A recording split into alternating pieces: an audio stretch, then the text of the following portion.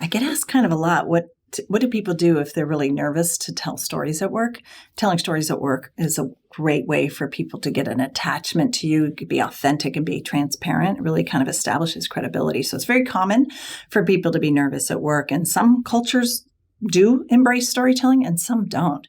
So part of it is knowing the kind of culture you are, because story itself is what can create the psychological safety for a culture to really embrace story. So here's what you can do if you're nervous about it. So first is learn the mechanics. Learn the mechanics of a story. What is it? What's the beginning, middle, end? What are the turning points? How do I tell a story well?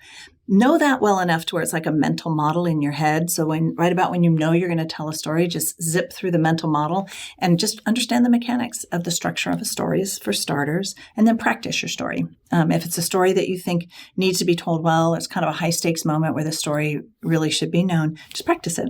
Just grab anyone you work with, tell it at your dinner table at home. Just practice story, just practice storytelling. I actually host story night at my house. We tell stories. I have placemats with story prompts on it so people can tell stories, because I obviously love storytelling. And then connect to your story really deeply. So understand your own life experiences, the ones that will inspire others, kind of inventory stories that you may have so that you could reconnect with how you felt while you were experiencing the story. So telling a story well means kind of going into your heart and really remembering how everything felt.